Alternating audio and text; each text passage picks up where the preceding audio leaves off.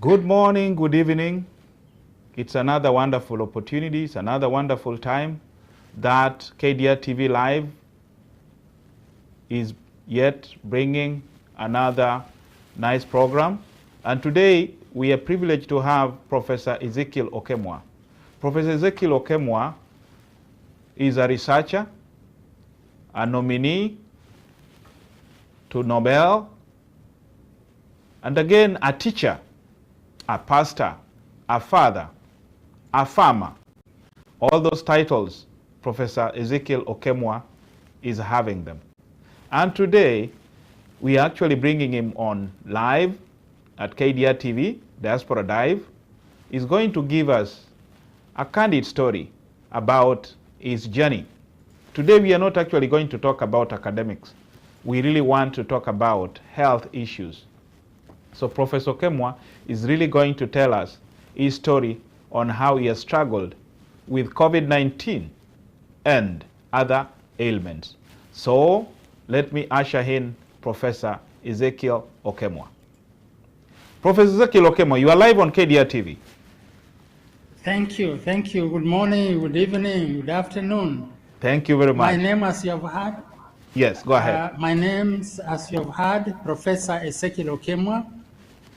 I was a former director of Kenya Marine and Fisheries Research Institute, and in the year 2006, I won the Nobel Peace Prize, which I shared with the former Vice President of the United States, Al Gore, on climate change.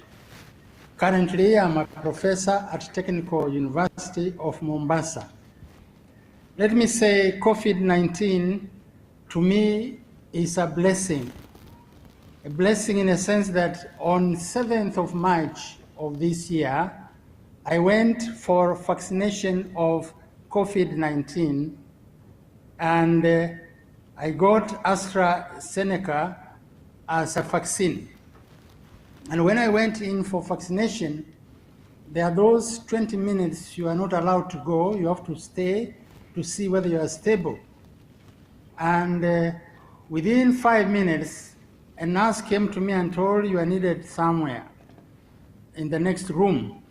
And I wondered, I've already taken my job, why is she calling me? I obeyed, I went to the next room. There were 3 doctors. They told me, can you show us your hands? I showed them my hands. Can you show us your eyes? I showed them my eyes. And they said, your eyes and hands are yellowish. You have a very serious health condition in you. And then as a professor, I started arguing. I said, I came here alone. I have no pains. I sleep well. I eat well. And so the argument continued, and they called other 3 doctors. And one of them told me, yes, professor, look at us. Some of us have read the big books and the small books. When we tell you that you are sick, you have to accept, or you call us shit and you go. Then I said, yes, I agree, I'm sick. And let me thank you, doctors, for loving me, and let me extend the love to you. And you are the one who have just done it. God to bless you in your jobs. Then immediately one of them called Mr. Mugaka, who is in charge of emergency at Coast General Hospital. And within minutes, Mugaka came, and as he came in, he was told, here is a patient. And I realized they were pointing at me. Yeah, Mugaka, take this professor to the lab, and it is an emergency. And they told him what to look for in the lab. I was taken to the lab, and I offered a sample of blood. And it took about 1 hour. Then the results came. Then Mr. Mugaka told me, your blood has low hemoglobin. It was very low, about 8 milligrams. Then Mugaka prescribed medicine for me, and they told me, when you go home, buy this medicine and everything will be all right. So I came home, I bought the medicine, I came home, Reaching home that same night, that is the time I started feeling the lower stomach pains, and the right side where the kidneys are, a lot of pains. And that moment when I went to the toilet, that is the time I looked, I saw my stool was very dark, really dark. And my stomach is paining. And I told my family, here I'm sick. The following morning I went to Aga Khan Hospital, and the doctor told me they wanted to take a blood sample and a stool sample, which they did. And after 1 hour, the results came, and they found that I was losing blood through the stool. And I asked the doctor, now what do we do? She told me, I have to refer you to the expert. And I was referred to the expert in Mombasa, Aga Khan Hospital, and I saw Dr. Virozi. And he recommended that I take endoscopy and colonoscopy, which he arranged for me to have it the following day. So the following day by 6 o'clock in the morning, I was in theater, and he did both endoscopy and colonoscopy. And what happened was he found in the large intestine, there was a tumor. And the tumor was very large. It had blocked the large intestine, and it had burst. The blood that I was seeing in the stool came from the tumor which had burst. Then they took a sample, a biopsy, which they took to Nairobi, and the doctor told me it will take 2 weeks. And imagine, here I am with a lot of pains. I'm told to wait for another 2 weeks for them to examine the sample and find out whether it is cancerous or what. I have my daughter, who is a senior surgeon at Tenwek, Bomet in Kenya. I rang her and I gave her the details. She said, Daddy, don't waste any time. Come right here in Tenwek. We are here to attend to you. And that is exactly what I did. I flew from Mombasa to Kisumu because there was a lockdown. We were not able to go through Nairobi. And from Kisumu, they took me as a family to Tenwek Hospital. I was with my wife, and I was put in the ward. The doctors were very good. Yeah, very good. They came and they talked to me. They prepared me very well. I remember we have international doctors. Dr. White is from United States, another doctor from Canada, Dr. Riga from Ethiopia, another doctor from Zimbabwe, and 3 other doctors from Kenya. So they prepared me. They told me, even Dr. White told me, you know, what we are going to do to you, they have done to me here in this hospital last month. So we are experts. And I was prepared and ready. And as they were preparing me, then something came up about consent. They told me, you have to give us consent tomorrow if we have to take you to theater, give us a consent. When I read through the consent, there were 2 words which surprised me. There was one word, life, the other word, death. Then I told Dr. Riga, please tell me what these words mean. Because I understand, yes, life, yes, death. What does that mean? Then Dr. Riga told me, if we do our work very well and we're successful, then you have life. But at abnormal or conditions above us as human beings, we are not able to do the work well and you are not there, it means you are dead. That's the time I realized, so our life is so short. I'm now signing a consent to give my life to the doctors to allow them. And then there were a few words down there about the kidneys, the eyes, the lungs. I asked them, what does this mean? They told me, if you are dead, for example, then your kidneys and eyes and liver and whatever internal organs will be donated to universities for research. Then I said, this is very good. I'm a researcher. If I die and my body is going to be used for betterment of health, Then I gave consent, and subsequently there was a witness who was my wife. She gave that consent. So the following morning, by 8 o'clock, I was in theater. And in theater there, I was on the operating table. They had prepared me well. And even in the theater, because that is a mission hospital, all the 8 doctors were there. And they said, we have to pray because we have no powers. We want to give all our powers to God. And they prayed very well and said, God, from this moment, take over the operation. Yeah, we are there to treat, but you are the one who heals. And those words were very comforting. And they told me, now close your eyes because we want to pray. Then they prayed. When I said amen, that is the time the anesthesia had put some medicine and I was gone. So the operation took about 8 hours. And thereafter, I was awake. They took me to the ward, and the journey continued, which was very good. In the ward, the attendance was very good. And one thing which I appreciate with the Tenwek Hospital is that every morning they pray. Here in Mombasa, we hear birds singing to praise God. But in Tenwek, I was hearing the music and the songs, those nurses and doctors together having the morning prayers. That really touched me, and I said, oh, I'm in the hands of God. So it took about 2 weeks. I was out of the hospital, and I was in the journey of recovery. I came back to Mombasa, and later on stitches were done. Then there was a report from Nairobi about the sample which was taken, and it was discovered that I had 14 lymph nodes. These 14 lymph nodes, only 2 were cancerous, and they were far from the tumor. That means my cancer was in stage 3. And then I was referred to Aga Khan Hospital, Mombasa.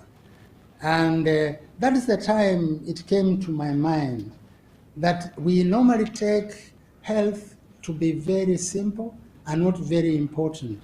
That is the time I realized health that we take normally casually, it is something very, very important. So when I went to see the oncologist, it was my first time to be told, now we have to put you on chemotherapy. It surprised me, and I was afraid. Then I realized, here I am. God gave me a chance in Coast General Hospital. They were able to see that I had a condition which they were not able to tell me, but later on it has been discovered. It is through God's grace that here I am in the hospital, and they are telling me they want to do chemotherapy. I was very happy. I decided to put myself into happiness mood. And I said, from now on, I have to fight this disease. And then what does it mean? The doctor who attended to me was very kind. She was able to explain all the stages and what happens about chemotherapy. When she told me that we are recommending chemotherapy, because she went further to say we are dealing with the cells. And remember, cells divide. And when cells divide inside a cell, there is a nucleus. In the nucleus, there is DNA. And when DNA is damaged, then that DNA can be repaired. But if it is not repaired, then it can multiply. If it multiplies, it means it becomes cancerous. So if the cancerous cells are many, and that's why they do chemotherapy to make sure that these cancerous cells are repaired or killed. So the doctor told me, here what we are going to do is we are going to give you chemotherapy which is normal to destroy normal cells and cancerous cells. So there I was in the ward. They took me to the ward and they told me we have to have intravenous injection, which took about 4 hours. And later they told me we are going to release you to go home for 21 days and you will be operates. So that is the chemo that they described for me. So my experience in the hospital, I was lucky, I was with my wife.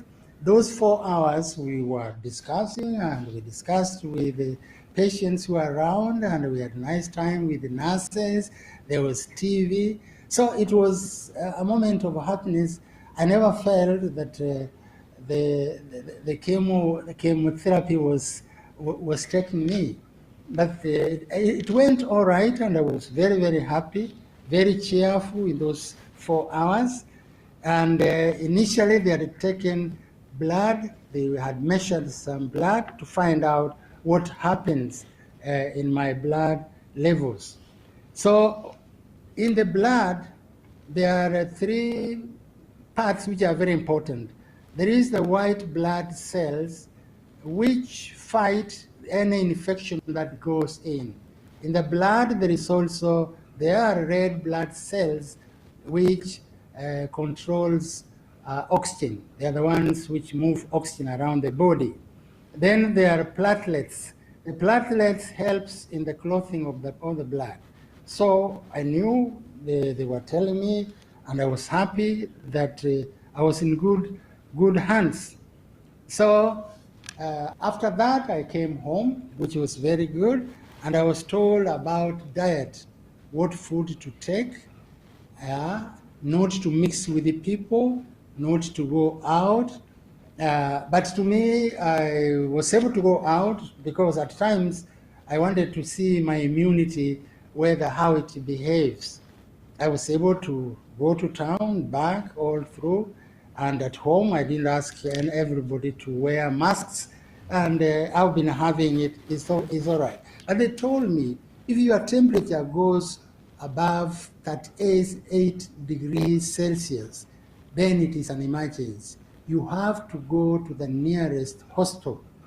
And the nearest hospital, they will take precaution to avoid mixing with people. That is the time now they told me you have to be careful when the temperature goes up that way, then there is a problem that comes to your body. Now, what are the side effects that I'm feeling since I am on chemo? This is the 2nd week I am on chemotherapy treatment. And on the red blood cells, I feel tired. I feel fatigued. And when I refer to platelets, the platelets, then there is a breathing that I get from the gums and from the mouth. Then I also get problems in losing weight. My hands are now turning black. Yes, my body is turning even darker. So this is really a journey to go through. And they told me I will have nausea, which I have. I can vomit, which I do vomit. I can diarrhea, which I do diarrheaing, and at times nose bleeding. Now, it is normal for chemotherapy for one to have those side effects. And when I have them, to me, it is not a worry, because I have that fighting spirit in me that when my skin, especially hands, are turning black, my legs are turning black too, and I'm happy that I'm in the journey of recovery. So the medicines that they are giving me, they tell me that my eating, I have to eat small bits of food. I have to take ginger tea to relieve, to not to be initiated, and to report to the doctor as soon as possible if I get any other effect coming on. So it has been good, but I have to continue in this mood for the next 4 months. Yeah. So every 21 days, I have to go to Mombasa to have what we call chemotherapy. They have to do it the 4 hours intravenous, and then later on I come home for 21 days to get the tablets. So mine is to say I'm very, very grateful to God, and I've been asked to take rests, take medicine religiously, not to miss any sort of medicine. They had given me medicine for vomiting, not to vomit. They had given me medicine for just to cut all those side effects. So my plea to the public is please take attention when you have any problem in you, either pain somewhere, because this when I reflect back, I realize I used to pass blood in the stool about 2 years ago. I used to pass stool which was like sausage, and to me it was normal. I used to think it is normal. And I used to see my hands yellow for a long time. And I see my hands yellow, didn't make any meaning. But if I had gone to see a doctor earlier, then these effects on my body could have really triggered more examination. They could have discovered I either had a tumor or something like that. So my advice to the public is, let us take regular observations, regular checkup. More particularly if you are over 40 years old, you have every year, please take endoscopy, take colonoscopy, so that you are sure that there is no colon cancer.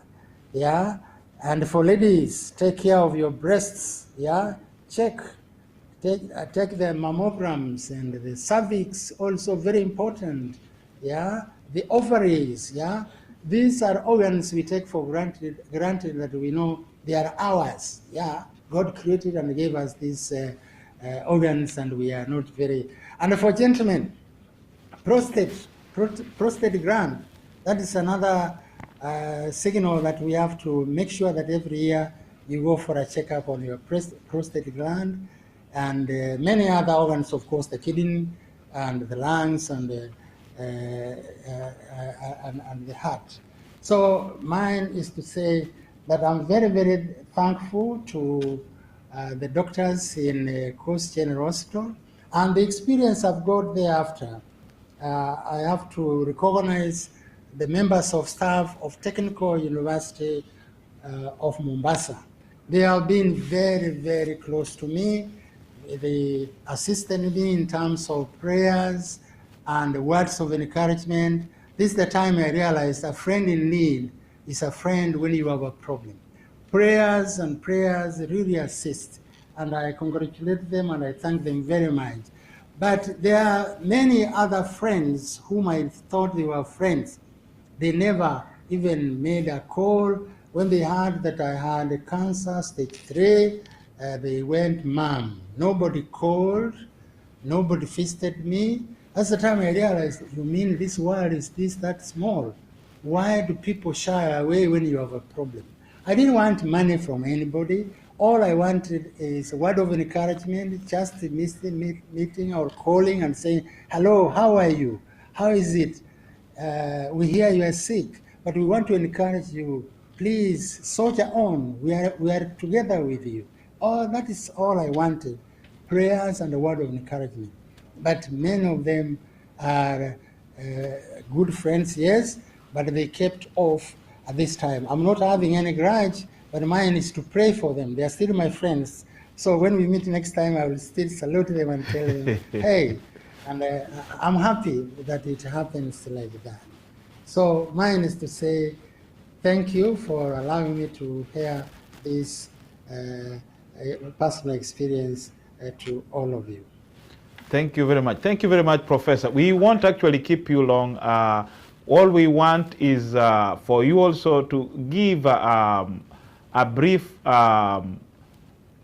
a brief intro into how you actually, you've really given us a whole timeline of how you actually started feeling, but we also would like to hear how Mama tried her level best actually to keep you safe, to keep you happy, to keep you motivated and all that. That's the part we also want to hear from your side. Let's talk about your family. And you are lucky you took your daughter to school. Now she's a surgeon.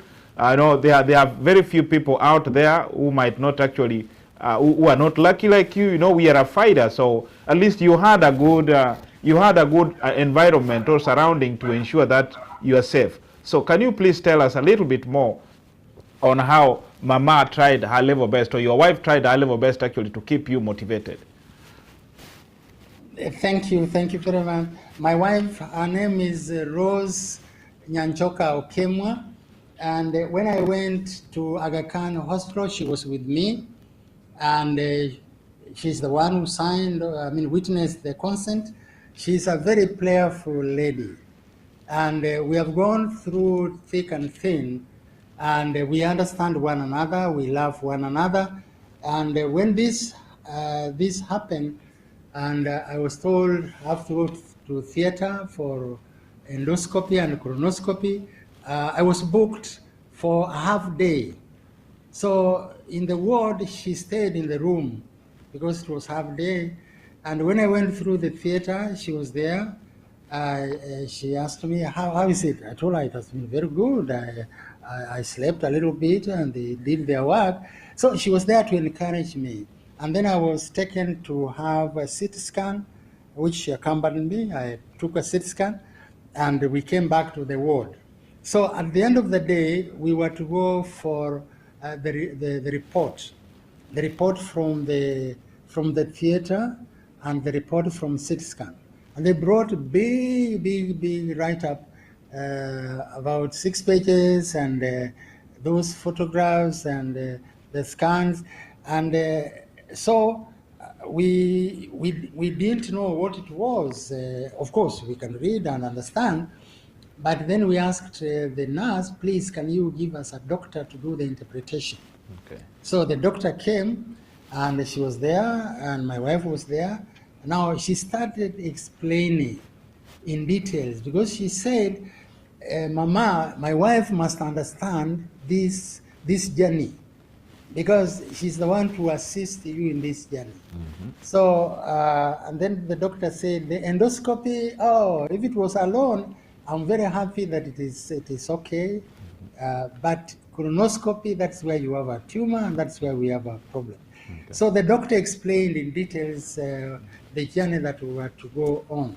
Wonderful. Then from Mombasa, of course, when coming home, we have a tendency of praying every evening. Okay. Yeah, our children, before we go to bed, we have to pray. Very early in the morning, we have to pray. So, and all that we were putting it into God. And let me say that I was not feeling as a patient. I was not feeling sick, although I had pains in the stomach, but I had that feeling that I cannot sleep. I was not able to sleep in the hospital as a patient. I'm at home. And when the journey, second leg of going to Tenewek started, we flew together from Mombasa to Kisumu. And from Kisumu, our daughter and her husband, they picked us from there. And they are lovely children. We love them so much. And they booked us. We went into guest room. The following morning is when we went to the ward. They had given us a special ward. Private special ward. So I was able to share a room with my wife. I was in the other bed as a patient, and she was there as taking care for me. And that was really wonderful, because we were there reading the Bible, and even when the doctors came and they were discussing and preparing me for theater, she was there listening. And at times, I was telling the doctors, me, I'm not sick. Yeah, you are saying you are taking me to the theater. Yeah, but you are taking me, I'm not feeling that I'm sick. So you are taking a person who has all the personality and the strength to soldier on. And then I asked my wife, now, do you have any question to ask these doctors? You have heard what they have told me. Yeah, she was able to ask, about the treatment and what happens in theater, so that she wanted to understand, also what happens in theater. And when I was booked to go to the theater the following day. Yeah, she was there by early in the morning. By 5, she prepared me, and we prayed, and we went together to the to theater. At the door, that's the time they said they only need a patient, who was Professor Ezekiel Okemwa. She was told, now, madam, you have to stay outside there, and we'll take care of your husband. That Sure. was very good. She said, she kissed me and said, now you'll come back. I'll see you in your normal smile. Thank you. So I went there very happy, because here I am with my family, and my daughter was there hugging me and saying, Daddy, this job, I can't do it myself because of ethics, medical ethics. I cannot operate on you. I cannot be near you. But we have a team of experts who are going to take care of you. So feel free and be happy. So I had my daughter and my son-in-law who took me to theater. And then finally they said, now you are in good hands. Now with us we can beg permission to leave. And then they left. So I knew I was in good hands. Thank you. So after theater, when I went to the ward, they had taken me to ICU of cardio ICU. Not that I was that sick, but my daughter wanted to be very sure that cardio ICU has full-time doctors and nurses. So they took me there for observations. So after some time, that is the time now, my wife had asked permission, can I see the patient? She was allowed. So when she came in, she found me smiling, and I was out of oxygen and everything was fine. She was asking me, what is your experience? And then I was telling her, oh, my experience was that I slept and I can't remember anything. Sure. And that was true. I never remember anything in theater once you are sleeping there until you are awake. Then from there, we went to the ward, which was very good. And in the private ward, we were privileged because we have grandchildren, and we were not eating food from the hospital. We were eating food from home because my daughter was cooking, and at times she could come with the grandchildren. So we were there as a family. It was a moment of happiness to reunite with those little ones, and they were jumping up, and they didn't know I was sick. One of them was telling me, Daddy, Babu, me, I'm a dentist. The other one is saying, I'm a doctor. Those are young girls, but they know their profession already because of their parents. Wonderful. And after the discharge, they had to take us to a guest wing. So most of the time, my wife used to take me out just to walk, because that's what the doctors told me. You must do a lot of exercises. And who was next to me? That was my wife. She was the one to receive telephone calls. She was the one to know whether the water is cold or warm. She was the one to taste the food, whether it is okay. So there we were. And most of the time we were staying at the home of my daughter and enjoy the tropical sunshine. And that was beautiful. So it was a moment of happiness. And I remember outside that house, there were certain vegetables people who come from the islands, we saw. And our children were not eating those vegetables, like manafu, rinagu, and so on. So and then we said, why are you keeping these vegetables? Why can't we harvest them and cook? And so most of the time we were cooking those vegetables, and that was a wonderful meal. We enjoyed so much. So when we left Tenwek, we came to Mombasa, and she took care of me. She knew what type of food I wanted, and everything, and she was so concerned, even going to sleep. We normally sleep upstairs, and she was telling, no, you can't go upstairs, you have to sleep down, ground floor.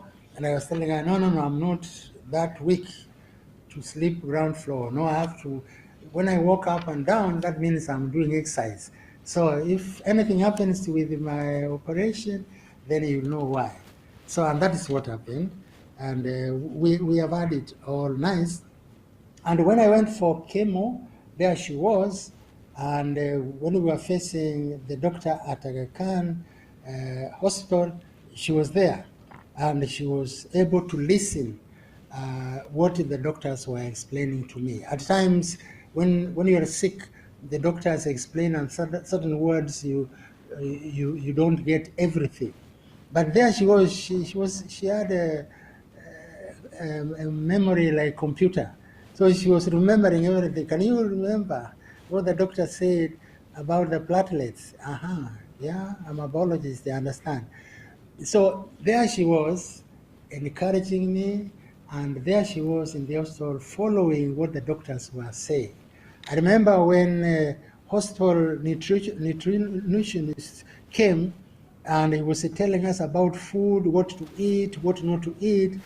Her area is cookery, which she's very good in. So she was able to ask about fruits, about ginger, about meat, about all those things. So about food, she's an expert. And she got it from the doctor's staff.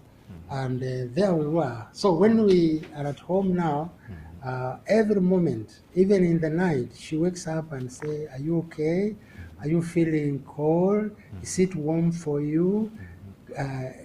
You have not gone to the toilet. Can you go to the toilet? Are you feeling bad?" So she's really a caring mother, and I love her so much because there she is. And one incident, which I'm sorry I have to mention it here, when I diarrheaed in bed. You know, when diarrhea comes and you are in sleep, you don't feel it. And when you are in chemo, your organs, especially the anus, opens. Your urine comes with break.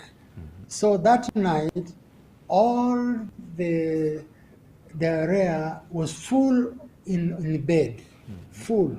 Yeah. When I turned, it was very cold. I found I had defecated on my bed.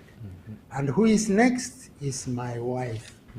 And I was expecting her to shout at me and say, "What is this? Are you a baby? Why are you doing this?" But she was so kind and said, "Darling, this is the journey to heal. Take it easy. The beddings will wash them tomorrow. Go to the toilet. If you feel you have to defecate, do that. But take it." And when I looked at her tummy, at her buttocks, she was full of diarrhea from me. But I looked at her face because the lights were on. She was smiling. Then I raised my hand. I said, "God, thank you for giving me this wonderful, understanding wife." That is something which came from the blue.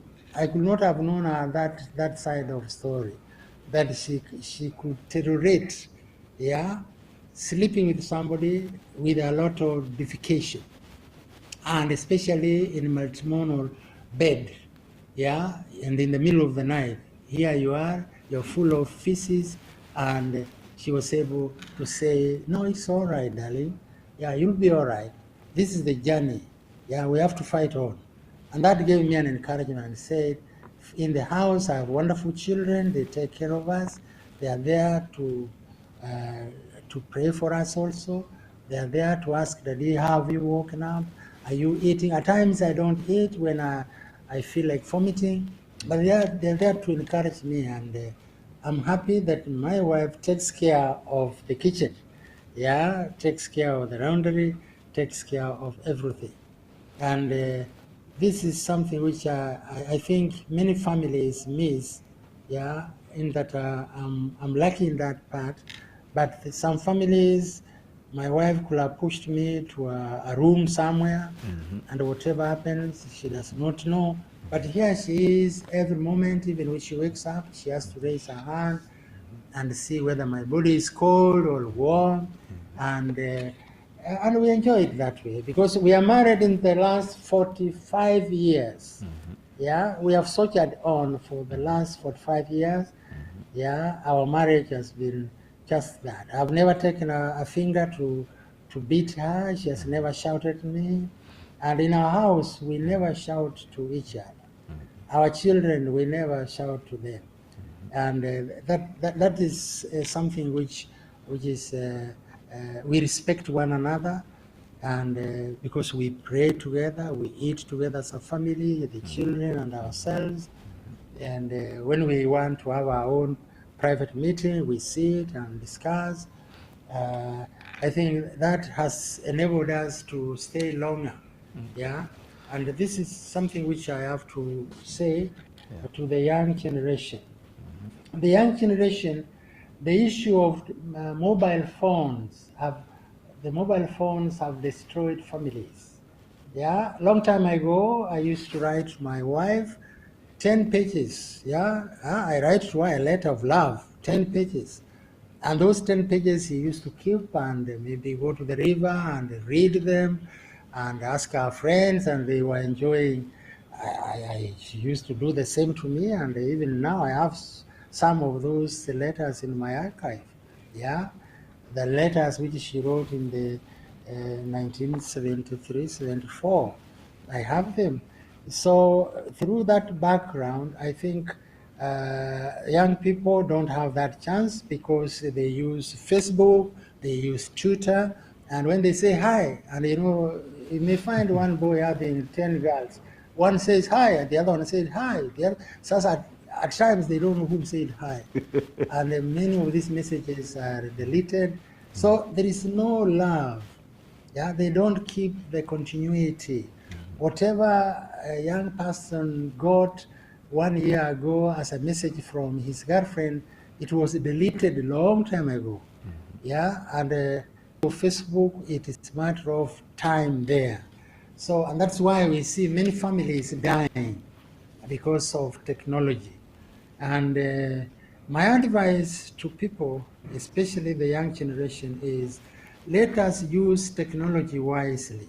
Yeah, let us use technology wisely. Technology, especially mobile phones, the smartphones, can build you or can kill you. Killing you in a sense that you will never maintain friendship. And I saw one incident where a young man is texting to a girl, and all the time they are texting and they are very happy on Facebook and so on. But when they met, the girl was so quiet because she's used to texting. There is no personal touch. And imagine when you come to the house, what happens? Would you be texting us, telling her that you make tea for me? She would say, come down and have meal. That's not life. Yeah, life is life when you face one another and talk to each other. Sure. The personal touch, yeah, it makes a lot of sense. The happiness, when you see somebody smiling and you're smiling, that is essence of life. Yeah, life is not through Facebook, through Twitter and things like that. It is not through photos that you send to your partner and so on. So mine is to tell young people that yes, there's nothing we can do with the smartphones, but let us be careful how we use them.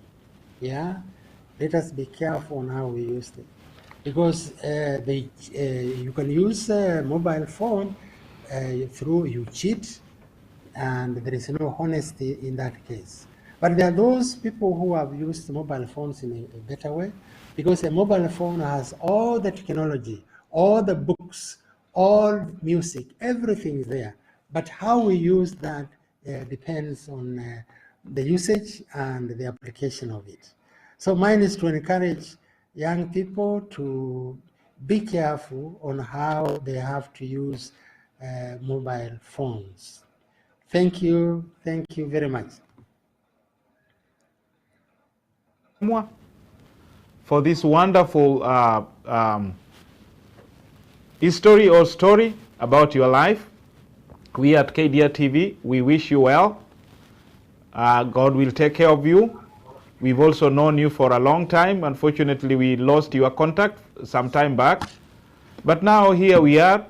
We'll definitely keep in touch and continue discussing with you. We'll also ensure that we get an humble time so that we can also bring in some of your doctors, some of the people who have actually taken care of you, especially the people in Mombasa Coast General Hospital. That's a place I worked many, many years ago. I'm really very much encouraged that they did a wonderful job to you. They managed actually to ensure that you are well taken care of. So when you meet them, wish them well and encourage them also to come and tell their story in the television, so that millions of Kenyans or thousands of Kenyans can actually hear that your story, and then they can also get encouraged and ensure that they keep good health in their families, they keep safe. And right now, as we are still continuing with the COVID-19 pandemic, so that people can actually know how to be safe, how to keep safe, and ensure they live better lives. So, Professor Okemwa, because you are not well, we don't want really to keep you along for long. The best option is just to let you go, so that we'll also have this. We'll continue with this particular series. So next time we'll definitely bring you back and then hear exactly how your journey is in the next phases as you are continuing with chemotherapy. So, Dr. Okemwa, if you have a closing shot, please go ahead and have that closing shot, but just keep it as low as 30 seconds. We don't want really you to take a long time sitting down. We also need you to at least stand up and drink some water. Thank you. Go ahead, Professor. Thank you very much. Let me say I'm very happy for giving me this opportunity. My advice to people: COVID is with us. COVID-19 disease is with us. Please keep distance, sanitize, wash your hands, and wear the mask. Very, very important. We need each other. We need good health. Mine is to wish you God's blessing and God's favor. Thank you.